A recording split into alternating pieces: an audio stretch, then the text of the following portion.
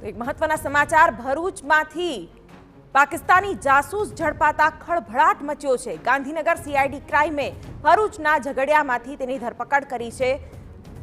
સંવાદદાતા યુનુસ ગાઝી આ વિશે વધુ માહિતી આપી રહ્યા છે। જી યુનુસ।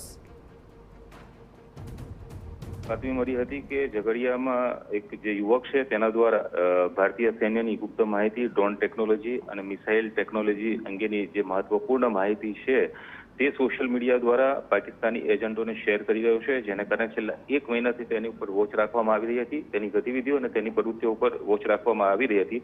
તે દરમિયાન ફલિત થયું હતું કે તે પાકિસ્તાની કોઈ યુવતીની જે પ્રોફાઇલ છે તેની સાથે તે સંપર્કમાં રહેતો હતો અને તેના જે પાકિસ્તાન સ્થિત આ જે યુવતીની પ્રોફાઇલ પર જે વ્યક્તિ હતી તેના દ્વારા જે માહિતી માંગવામાં આવતી હતી અથવા તો જે કામગીરી કરવાનું કહેવામાં આવતું હતું તે કરતો હતો અને તે માહિતી લઈને તે પહોંચાડતો હતો।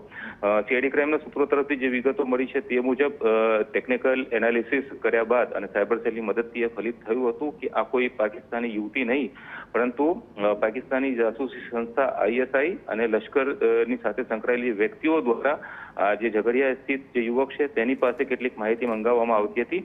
એક રીતે તે ભારતીય સૈન્યની અને ભારતની જે મહત્વપૂર્ણ બાબતો હતી તેની જાસૂસી કરવામાં આવતી હતી અને તેના પુરાવાઓ એકત્ર કર્યા બાદ તેની સામે કાર્યવાહી કરવામાં આવી છે। સીઆઈડી ક્રાઇમના સીઆઈએસએલ દ્વારા હાલ આ યુવકની પૂછપરછ કરવામાં આવી રહી છે। સાથે જ તે અન્ય કોની સાથે સંપર્કમાં હતો અને સોશિયલ મીડિયા એકાઉન્ટની અંદર અન્ય કોણ વ્યક્તિઓ જે સંકળાયેલી છે તે તમામ બાબતોની તપાસ કરવામાં આવી રહી છે।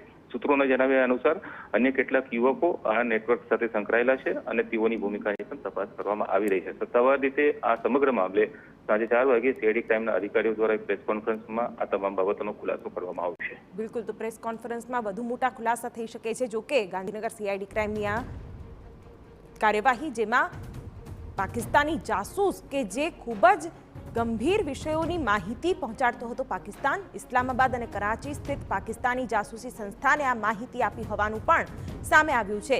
ત્યારે દેશની આંતરિક સુરક્ષાને લઈને આ ગંભીર મુદ્દો ચોક્કસથી કહી શકાય।